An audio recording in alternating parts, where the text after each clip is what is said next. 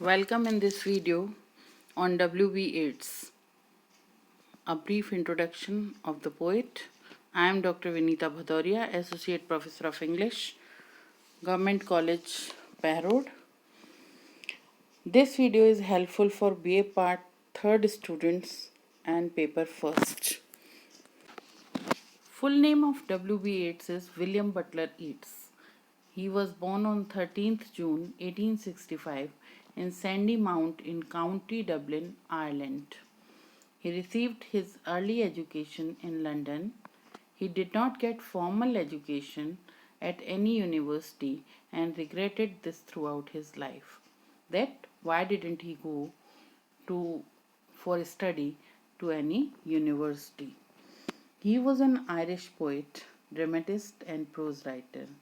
He founded the Irish Literary Society in 1891. Few years later, he has started Irish Literary Theatre. He was one of the foremost figures of 20th century literature. A pillar of the Irish literary establishment, he helped to found the Abbey Theatre and in later years served 2 terms as a senator of the Irish Free State. He was a driving force behind the Irish literary revival along with Lady Gregory, Edward Martyn and others. His earliest volumes of verse was published in 1889. From 1900, his poetry grew more physical and realistic. He renounced the transcendental beliefs of his youth, though he remained preoccupied with physical and spiritual masks as well as with cyclical theories of life.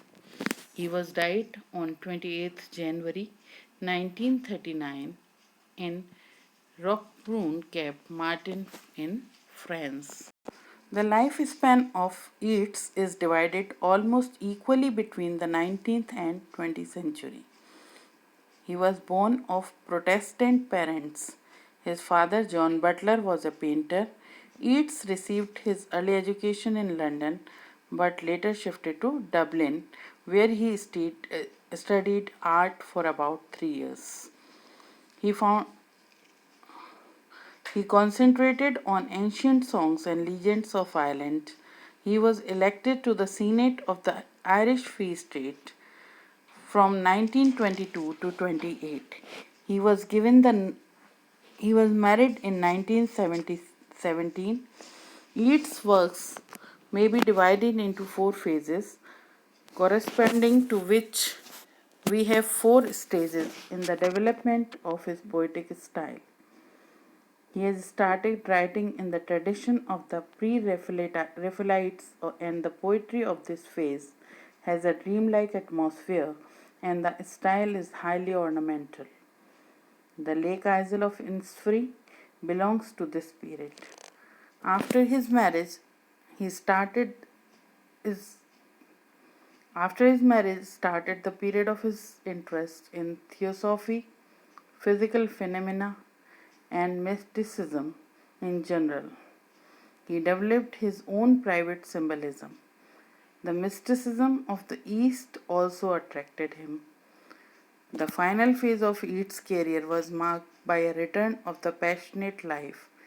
He began writing poems as cold and passionate as the dawn, and his last phase was marked by a greater austerity in style and a greater precision in the use of language. His plays like Countess Kathleen, The King's Threshold, and Derrida are famous.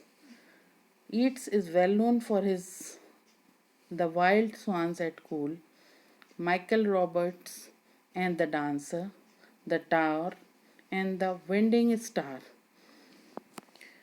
Few of his works are The Wanderings of Oisin and Other Poems, published in 1889, The Countess Kathleen and Various Legends and Lyrics, published in 1892, In the Seven Woods,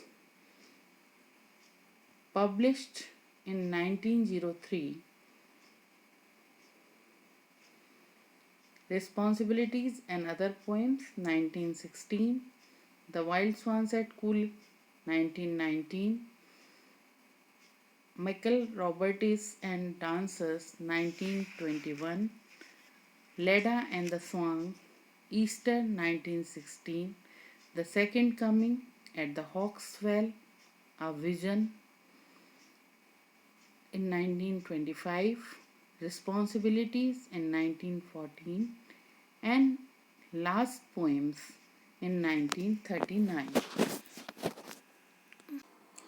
Yeats was awarded by the Nobel Prize in Literature in December 1923 for his always inspired poetry, which in a highly artistic form gives expression to the spirit of a whole nation.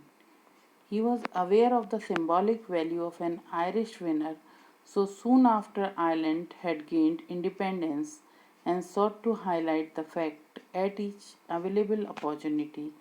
His reply to many of the letters of congratulations sent to him contained the words, I consider that this honor has come to me less as an individual than as a representative of Irish literature. It is a part of Europe's welcome to the Free State. Yeats also used the occasion of his acceptance lecture at the Royal Academy of Sweden to present himself as a standard bearer of Irish nationalism and Irish cultural independence. Yeats was an Irish nationalist who sought a kind of traditional lifestyle articulated through poems such as The Fisherman. However, as his life progressed, he sheltered much of his revolutionary spirit and distanced himself from the intense political landscape until 1922, when he was appointed senator for the Irish Free State. In the earlier parts of his life, Yeats was a member of the Irish Republican Brotherhood. Due to the escalating tension of the political scene, Yeats distanced himself from the core political activism in the midst of the Easter Rising, even holding back his poetry inspired by the events until 1920. He was chairman of the first currency of the Irish Free State in 1928. In the 1930s, Yeats was fascinated with the authoritarian, anti democratic, nationalist movement of Europe, and he composed several marching songs for the Blue Shirts, although they were never used. He was a fierce opponent of individualism and political liberalism and saw the fascist movements as a time for public order and the needs of the national collective over petty individualism. On the other hand, he was also an atheist who abhorred the idea of mob rule and saw democracy as the threat to good governance and public order. This is a brief introduction about W.B. Yeats. This is all in this video. Thank you very much.